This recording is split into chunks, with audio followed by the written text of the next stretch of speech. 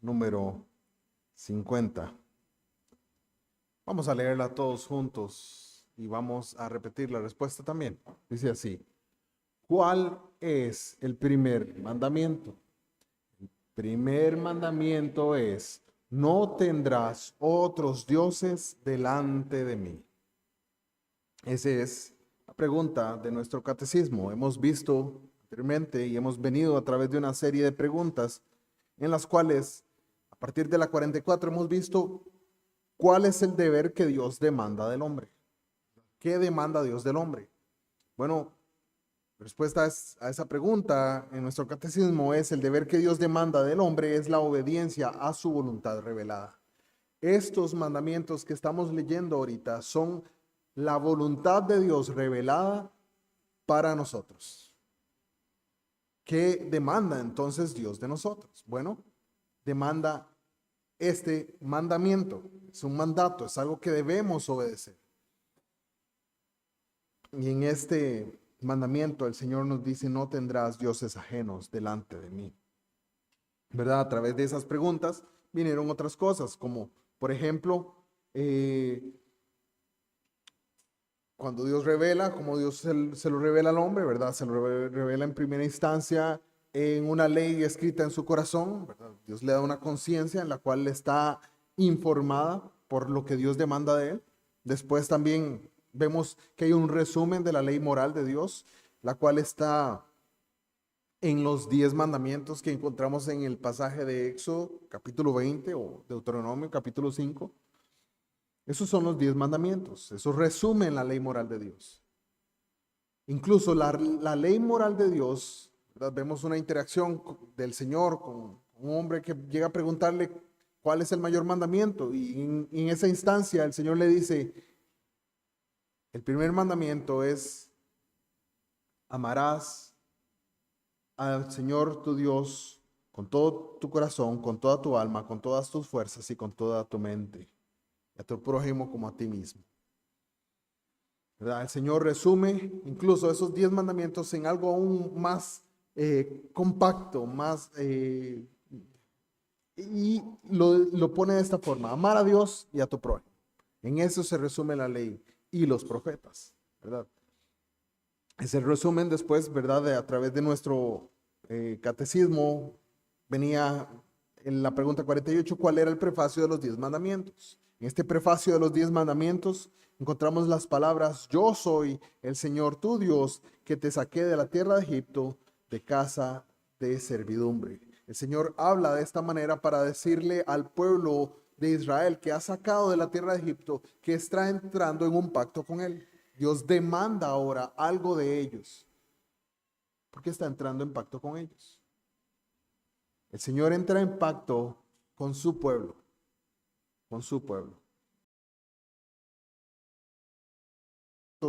Nos enseña que el Señor es nuestro Dios y es nuestro Redentor, y por ende estamos obligados a guardar todos sus mandamientos. Él no solamente nos creó. Recordemos que como Dios, como creador, demanda obediencia de todas sus criaturas. Las criaturas que Dios ha hecho deben obedecerle. Es como, por ejemplo, si usted hace algo, una cosa, usted hace un mueble, usted hace una silla. Esa silla, usted demanda de esa silla que haga o que cumpla la función para la cual fue creada. Usted dice: esa silla debe soportar que una persona se siente. Debe estar ahí para cumplir esa función. Dios, al crear al hombre, demanda una función del hombre. Y esa función que Dios demanda la ha expresado en sus mandamientos, en su voluntad revelada. Dios, al crearle, sí, le dio un propósito. Y el deber del hombre como criatura de Dios es cumplir ese propósito que Dios le dio. Ahora, con ese propósito en mente, Dios revela y explícitamente nos dice cuál es la función que debemos cumplir. ¿Cuál función debemos cumplir? Bueno, para eso es esta pregunta. Esa pregunta que tenemos aquí, número 50 de nuestro catecismo, nos dice que cuál es el primer mandamiento, cuál es la primera obligación que como criaturas que Dios ha hecho debemos llevar a cabo. La primera es: no tener otros dioses delante de nosotros. Esa es una demanda que Dios hace de nosotros. Y al verlo así, debemos tenerlo en mente constantemente y en nuestros corazones para llevarlo a cabo. Las siguientes preguntas nos ayudan a entender por qué o cómo es que Dios demanda eso de nosotros. Y dice si la siguiente pregunta en este mismo catecismo, dice, ¿es el creer en una deidad y adorarla uno de los principios de la religión natural? Así es, responde Bedoma en este catecismo, ¿verdad? Este es uno de los principios de la religión natural. Toma como base este pasaje de Miqueas 4, versículo 5, y donde dice, aunque todos los pueblos anden cada uno en el nombre de su Dios, nosotros con todo andaremos en el nombre de Jehová, nuestro Dios, eternamente y para siempre. En este pasaje de Miqueas hay una profecía que se está dando al pueblo de Dios. Se le está dando una profecía al pueblo de Dios. Y en esta profecía está anunciando un reinado futuro donde Dios, donde Jehová reinará sobre todas las naciones y así su gobierno será establecido plenamente.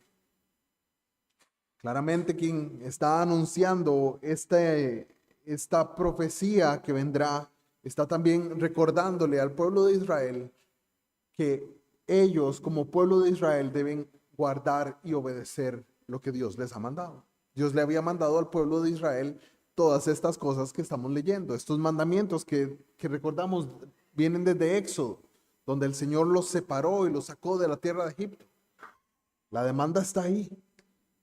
Ahora, en medio de esa demanda, Miqueas recuerda que los pueblos han andado, cada uno ha adorado a su Dios. Ha adorado a su Dios. Bueno, esto es importante. ¿Por qué? Porque cada persona en esta tierra, cada persona que ha vivido en esta tierra, adora a su Dios. Adora al Dios al que ama. Todos. Incluso aquella persona atea que dice, yo no creo en ningún Dios, tiene un Dios al cual pone en un pedestal, se inclina ante él y lo adora. Muchas veces ese Dios puede ser sí mismo, puede ser su propia persona, puede ser sus propios deseos.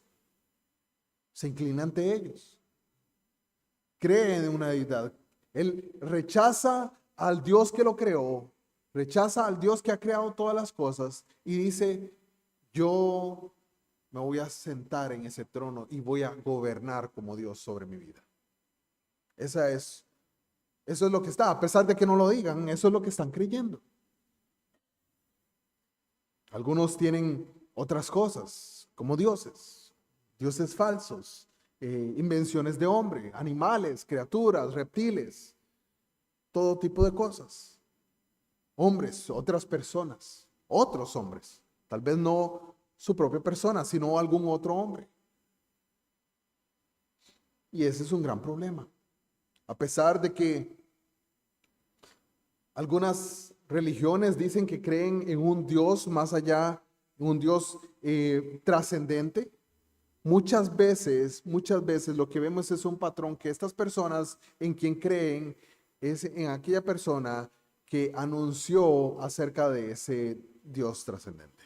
Por ejemplo, en el Islam es bastante religioso en sus prácticas, pero lo que vemos detrás del Islam es un énfasis en un hombre llamado Mohammed. Ese énfasis en ese hombre distorsiona la visión de Dios que deberían tener, del Dios vivo y verdadero. A pesar de que ellos dicen, no, solo adoramos a Dios. Y Mohammed es solamente un profeta. Hay un énfasis en ese hombre, un enfoque sobre su vida, que no les permite ver que están casi adorando a este hombre. Pasa así con otras religiones y sectas también. Pero bueno, el creer en una deidad y adorarla es uno de los principios de la religión natural. En este catecismo estamos viendo que la religión es un acto natural de la humanidad. Adorar algo, tener algo a lo cual rendirle culto. Y cualquier cosa puede volverse un ídolo. Cualquier cosa puede volverse un ídolo. Muchas veces relaciones, muchas veces el dinero, muchas veces posesiones, padres, hijos, no importa. Si usted rechaza a Dios como su Dios, como el Dios vivo y verdadero, al único Dios, al Creador que ha hecho todas las cosas, usted al fin y al cabo pondrá cualquier otra cosa en lugar de Él. Y eso es lo que sucedía con los pueblos alrededor de Israel, que es lo que Miqueas está anunciando en este pasaje que leímos. Aunque todos los pueblos anden cada uno en el nombre de su Dios, nosotros con todo andaremos en el nombre de Jehová, nuestro Dios, eternamente y para siempre. Si el Señor, ya que el Señor le ha salvado, si el Señor le ha salvado, esta es su profesión también. Y usted repite conmigo y dice, aunque todos los pueblos anden cada uno en el nombre de su Dios, nosotros aquí andaremos en el nombre de Jehová nuestro Dios eternamente y para siempre. Se inculca esto con mayor fuerza en la palabra divina. Sí, así es. En Salmo 29:2 leemos donde nos dice, adorad a Jehová en la hermosura de la santidad. Adorad a Jehová en la hermosura de la santidad. Y este es uno de los tantos pasajes que nos recuerdan nuestro deber por adorar a Dios solamente, al único Dios vivo y verdadero solamente, solo a Él y a nadie más que a Él.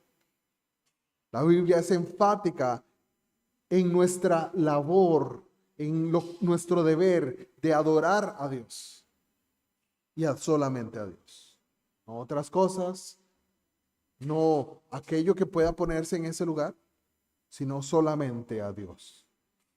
Esto es inculcado con mayor fuerza en la palabra divina. Sí, así es. La palabra constantemente nos recuerda nuestro deber de adorar a Dios. Vemos en la Biblia interacciones donde hombres de Dios se presentan ante otros hombres y muchas veces los hombres a quienes llevan la palabra o quienes le llevan el anuncio del Señor buscan adorarlos a ellos. Estos hombres, teniendo gran temor de Dios, les dicen, no, a mí no me adore. Yo soy hombre igual que usted. Adore a Dios, adore a Dios. Y eso es lo que un hombre piadoso debe hacer. Un hombre piadoso no debe exaltarse a sí mismo como aquel que merezca ser adorado o deba recibir gloria para sí mismo, sino que debe decir, no, a mí no me exalte a mí. Yo soy un hombre igual que usted. Hermanos, yo que estoy hablando aquí esta palabra y comunicándola por la gracia de Dios, soy un hombre igual que usted. Vil y pecador, con grandes aflicciones y grandes pecados aún. A mí no. Adore a Dios.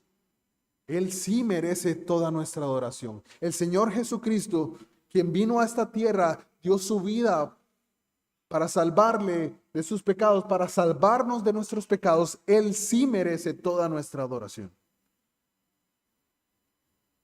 No ningún hombre. Solo Dios.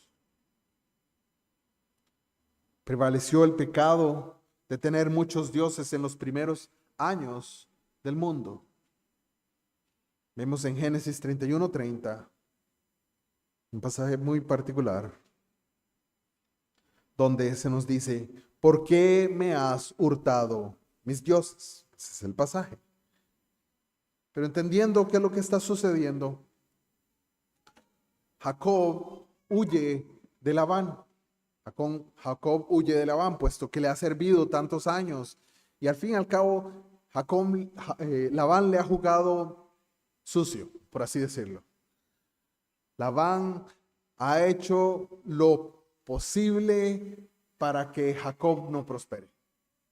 sino para quedarse con las ganancias y con las pertenencias. El Señor ha bendecido a Jacob y ha decidido bendecirle. De modo así que Jacob decide que va a salir de la tierra de Labán, va a irse de donde él está. Le pregunta a sus esposas que si se van a quedar con Labán o van a irse con él. Sus esposas le dicen, no, nos vamos a ir con usted porque incluso que nuestro padre nos vendió a nosotros por precio y se ha gastado todo y ya no le queda nada. El Señor ha decidido bendecirlo a usted, vamos a irnos con usted. Eso es lo que le dicen, ¿verdad? Al irse, al salir de ahí, una de sus hijas toma los dioses de Labán. ¿Qué está haciendo esa mujer en ese caso? Bueno, diferencias entre qué particularmente estaba haciendo.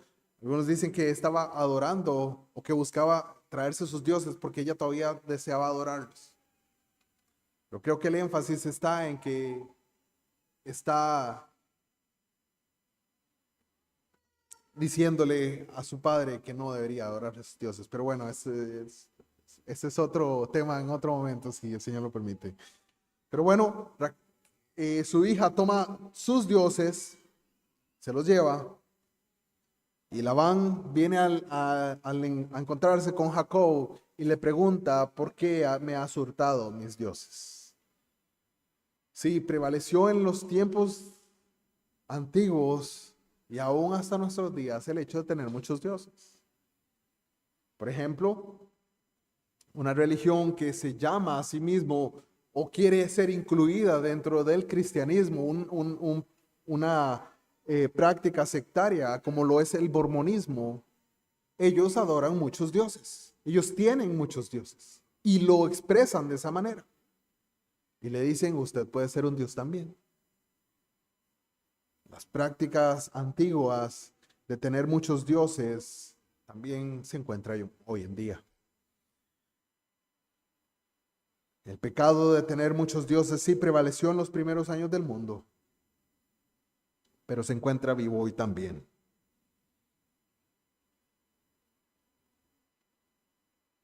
Dice, y el pueblo y el propio pueblo de Dios se infectó pronto con ello. Vemos en Éxodo 32:1 una de las aberraciones más grandes que podemos encontrar en la misma palabra con respecto a aquellos a quienes Dios les ha revelado su voluntad. Dice Éxodo 32:1, levántate, haznos dioses que vayan delante de nosotros. Moisés sube al monte a recibir la revelación de Dios que tiene para su pueblo. Dios le está revelando su voluntad a Moisés para que la lleve al pueblo, para que la comunique. Y como Moisés tarda mucho en venir, el pueblo de Israel se vuelve a Aarón, el sumo sacerdote, y le dice, levántate y haznos dioses que vayan delante de nosotros. Debemos tener cuidado. Debemos tener cuidado de no levantarnos y hacer dioses que vayan delante de nosotros, porque ya el Señor nos ha revelado en su palabra que no hay otros dioses, que no hay más que solo Él. Debemos tener gran cuidado. ¿Por qué? Porque ir a ese punto, a pesar de que confesemos al Señor nuestro Dios como el único Dios vivo y verdadero, a su Hijo Jesucristo y al Espíritu Santo como el único Dios vivo y verdadero, podemos inclinarnos muchas veces a adorar otras cosas y poner otros dioses delante de nosotros. Debemos tener mucho cuidado en nuestro diario vivir, en nuestro constante andar, porque esa inclinación aún yace en nuestros cuerpos mortales, aún yace en nuestra conciencia. Sí, el Señor nos ha salvado, el Señor nos ha redimido, el Señor nos ha dado una nueva voluntad, el Señor nos ha dado una nueva vida, el Señor nos ha dado nuevos deseos. Pero la inclinación a volvernos a adorar otras cosas aún está ahí, aún está ahí. Y estará hasta el día de nuestra plena redención. donde ya incluso nuestro cuerpo sea glorificado, ya será quitado, ya no habrá otro enfoque, solamente Dios en ese día.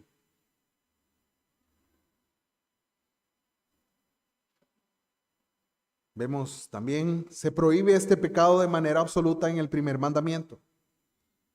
De hecho, sí.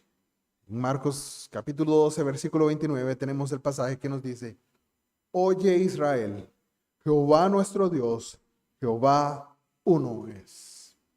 Uno es. ¿Qué vemos en este énfasis? Que no hay otros Jehovás, no hay otros yo soy, no hay otros Yahweh, como se diría, el nombre de Dios en el hebreo antiguo. No hay otros yo soy, no hay otros dioses que sean desde la eternidad, en el presente y hasta la eternidad. No hay otros, solamente hay uno. Este Dios que se ha revelado en las personas del Padre, del Hijo y del Espíritu Santo. Se prohíbe entonces en la palabra absolutamente el pecado de adorar o de tener muchos dioses. No hay otros, solo uno. Podemos recordarle estas cosas si tenemos alguna interacción con algún mormón. No hay otros dioses, solo uno. Solo uno. No hay otros. Y fue severamente castigado en aquellos que fueron hallados culpables de ello. Bueno, en Éxodo 32, en el mismo pasaje donde leemos acerca del pueblo de Israel pidiéndole a Aarón que les haga dioses, vemos al final de ese pasaje la interacción de Dios con ellos. Y dice en el capítulo 32, en el versículo 35.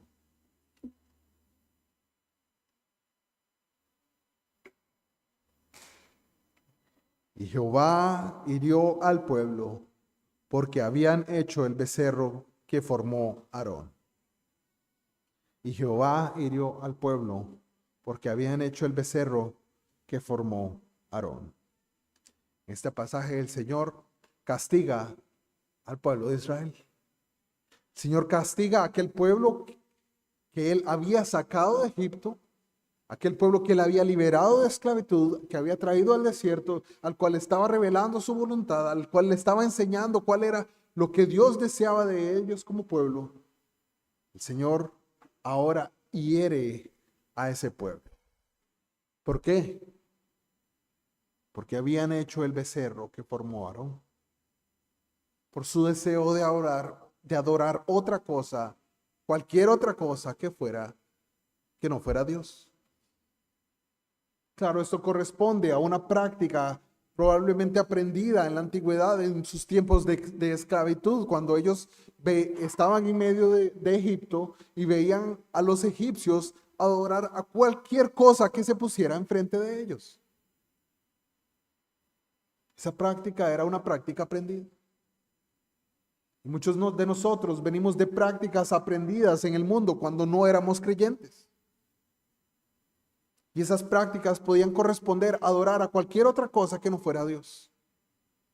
Adorar nuestros deseos y ponerlos por encima de los mandamientos de Dios. Adorar a otras personas, ponerlas por encima del valor que Dios tiene y al único que debemos adorar. Adorar el dinero, adorar el trabajo, adorar las buenas cosas que Dios nos da.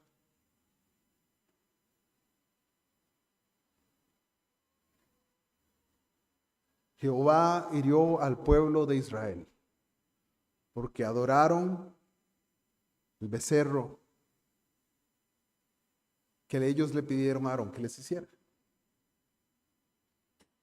El Señor nos ha librado, nos ha sacado de la esclavitud del pecado. No volvamos a adorar al pecado. Aquellas cosas de las cuales el Señor nos sacó y nos liberó, su gracia. Busquemos adorar al único Dios vivo y verdadero y hacer su voluntad.